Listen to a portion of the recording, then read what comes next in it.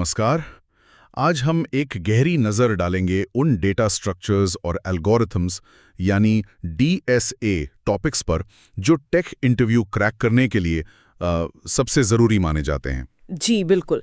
और ये जानकारी खास तौर पर उन लोगों के लिए है जो बड़ी टेक कंपनियों जैसे गूगल, अमेज़ॉन या फिर अपने यहाँ फ्लिपकार्ट, स्विगी जैसी जगहों पर इंटरव्यू देना चाहते हैं। और मज़े की बात यह है, जैसा स्रोत बताते हैं कि 2025 में भी मतलब चैट जीपीटी जैसे एआई टूल्स के होते हुए भी कंपनियां तो आपकी प्रॉब्लम सॉल्विंग स्किल्स ही परखेंगी। हाँ, लॉजिकल सोच और कोड कितना एफिशिएंट है ये देखने के लिए डीएसए इंटरव्यू अब भी मेन तरीका है। तो आज का प्लान क्या है? हम उन 10 खास डीएसए एरियाज पर फोकस करेंगे जिन पर ध्यान देना चाहिए। हाँ, मतलब कोशिश रहेगी कि जो सबसे मुख्य कॉन्सेप्ट्स हैं उन्हें कवर करें। चलिए तो शुरू करते हैं।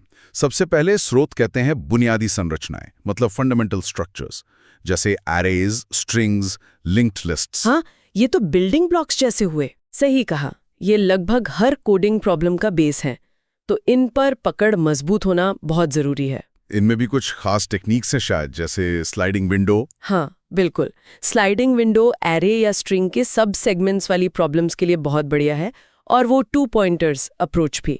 लिंक्ड लिस्ट में साइकिल डिटेक्शन भी काफी पूछा जाता है। अच्छा, फिर आता है डेटा को तेजी से एक्सेस करना।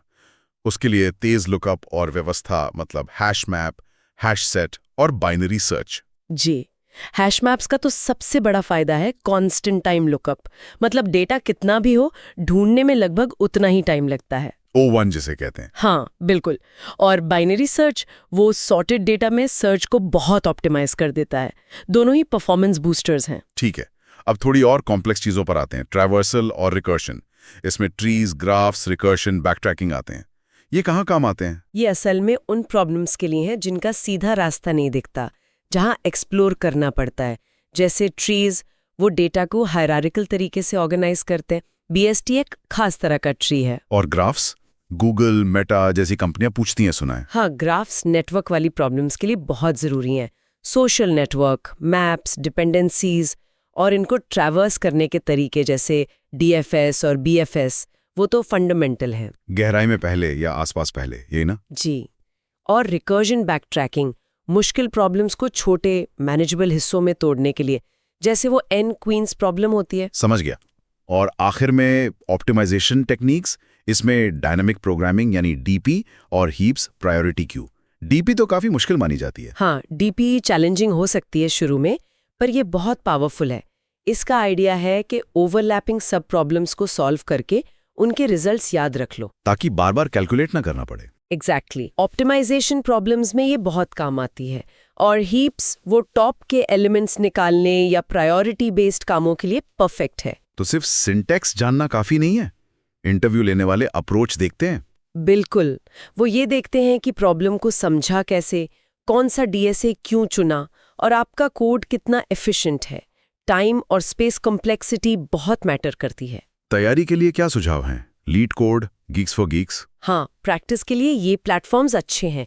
साथ में ब्लाइंड 75 या स्ट्राइवर की डीएसए शीट जैसी क्यूरेटेड लिस्ट फॉलो करना फायदेमंद रहता है। मॉक इंटरव्यूज का भी जिक्र है। जी, वो बहुत ज़रूरी हैं। दोस्तों के साथ या प्रैम्प जैसे प्लेटफॉर्म्स पर प्रैक्टिस करने से असली इंटरव्यू का फील आता है और फीडबैक मिलता है। और हाँ, वो कॉम्प्लेक्सिटी वाली बात, हमेशा अपने सॉल्यूशन की टाइम और स्पेस कॉम्प्लेक्सिटी डिस्कस करनी चाहिए ना? बिल्कुल, इससे पता चलता है कि आप अपने कोड के परफॉर्मेंस को समझते हैं। टाइम कॉम्प्लेक्सिटी बताती है कि इनपुट बढ़ने पर कोड कितना स्लो होगा, और स्पेस बताती है कितनी मेमोरी लेगा। तो कुल मिलाकर निचोड़ यही है कि इन मेन डीएसए एरियाज पर अच्छी कमांड और रेगुलर प्रैक्टिस ही टेक इंटरव्यू में सक्सेस का रास्ता है। निश्चित रूप से कॉन्सेप्ट्स को गहराई से समझना और लगातार प्रैक्टिस करना, यही कुंजी है। चलिए तो आज की बातचीत को यहीं विराम देते हैं, लेकिन जाते जाते एक सवाल सोचने के लिए। सिर्फ ये जानना कि कौन सा डीएसए इस्तेमाल करना है, ये काफी नहीं, पर यह समझना कि क्यों एक खास डीएसए ही किसी प्रॉब्लम के लिए बेस्ट फिट है, ये सोच प्रॉब्लम सॉल्विंग के नजरिए को कैसे बदल सकती है। विचार जरूर कीजिएगा।